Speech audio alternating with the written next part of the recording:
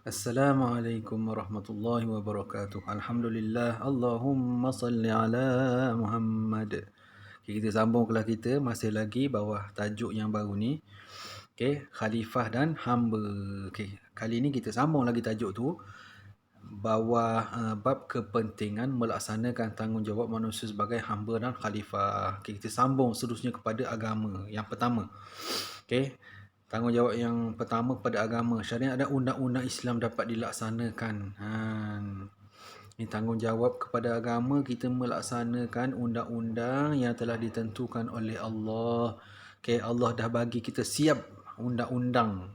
Okay, cuma kita ikut dengan tak ikut je. Kita tengoklah. Adakah hari ini kita mengamalkan undang-undang Islam ke? Tidak. Yang kedua, rakyat berpegang teguh dengan ajaran Islam yang sebenar. Ni penting juga. Okay, berpegang teguh dengan ajaran Islam sebenar. Maksud dia, kadang-kadang ada orang tu Islam, mengaku Islam, tapi dia tidak beramal dengan ajaran Islam yang telah ditentukan oleh Allah dan Rasulnya. Dia kata dia orang Islam, tapi dia punya pegangan dia tu adalah bertentangan dengan ajaran Islam. Contohnya dia membenarkan, minta maaf lah je, contoh je ni. Okay. Dia menyokong orang tidak menutup aurat, tapi dalam masa yang sama dia mengaku Islam. Adakah tu ajaran Islam yang sebenar? Jadi bertentangan di situ. Tu contoh je. Yang ketiga, nilai murni dan akhlak mulia dapat dihayati dan dipraktikkan. Okay. Ni benda baik, akhlak yang baik. Okay, kita hayati, kita cuba amalkan dia dalam hidup kita. Seterusnya kepada pendidikan pula. Yang pertama, melahirkan masyarakat madani yang bertakwa. Masyarakat yang takut kepada Allah. Tu maksud dia.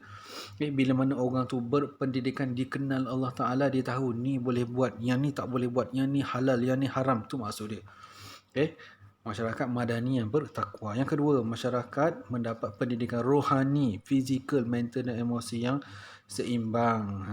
Dia dapat rohani pun dia dapat, fizikal yang sihat pun dia dapat, mental yang tenang pun dia dapat, emosi yang seimbang dan stabil semua dia dapat. Melalui pendidikan. Semua disentuh kat situ. Yang ketiga, melahirkan tenaga pakar untuk mentadbir dan memakmurkan alam ini. Ada kepakaran tertentu dalam bidang-bidang tertentu. Hari ni kita boleh tengok. Okay, yang ni pakar dalam bidang kesihatan, yang ni dalam bidang sains, contohnya. Okay, kemudian kepada politik pula, lahir pemimpin yang berintegriti, yang amanah, lahir pemimpin yang amanah. Kemudian yang kedua, kestabilan politik terjamin, melancarkan urusan pentadbiran negara. Politik yang stabil. Kita tengoklah sama ada kita ni stabil ataupun tidak.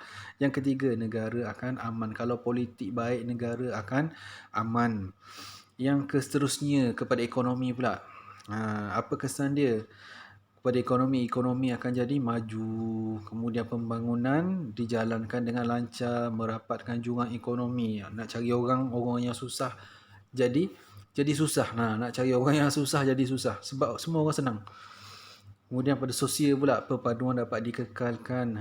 Perpaduan sesama manusia dapat dijaga, dikekalkan. Masyarakat bertoleransi dan saling menghormati. Dan akhir sekali, wujud keharmonian dalam masyarakat. Okay, dan yang nota yang terakhir, punca pengabaian tanggungjawab. Okay. Kenapa? Macam mana hari ni hamba, tugasan sebagai hamba dan khalifah ni boleh diabaikan? Yang pertama, sebab syariat Islam tak dilaksanakan. Kita makin jauh daripada Allah, makin jauh daripada Islam. Kita tak beramal dengan Islam yang diajarkan oleh Rasulullah. Yang kedua, kita mengabaikan pendidikan. Hari ni pendidikan tu macam tak penting dah. Kita boleh tengok situasi pada hari ni kan. Orang yang bersekolah banyak main daripada belajar. Yang ketiga, kelemahan urusan pentadbiran dan salah guna kuasa. Yang ni berlaku, kita boleh tengok. Okay, ada kuasa sikit diguna dengan cara yang tak betul. Yang keempat, masyarakat bersikap malas dan memilih kerja. Masyarakat jadi malas lah pula. Okay, nak kerja yang gaji besar-besar je. Yang kelima, hilang sikap menghormati. Tak erti nak hormat pada orang lain. Ni masalahnya. Dan bila jadi masalah ni pula, apa kesan dia? Kita tengok yang terakhir. Kesan pengabaian tanggungjawab. Pertama, berlaku keruntuhan akhlak dan jenayah berleluasa. Ya, betul. Okay. akhlak tak berapa nak ada, tak erti nak hormat orang, kemudian jenayah makin banyak, kemudian masyarakat jadi kekurangan ilmu dan jahil. Ni masalah dia. Tak erti, rasa yang ni macam betul tapi dari segi yang sebenarnya tak betul. Yang ketiga, ekonomi tak membangun, ramai manusia yang bermasalah, berlaku perpecahan dan diskriminasi. Masyarakat jadi berpecah belah. Dan yang terakhir, hilang kepercayaan kepada pemimpin. Tak percaya mana dah kepada orang yang memerintah.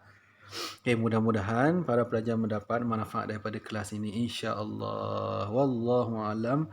Assalamualaikum.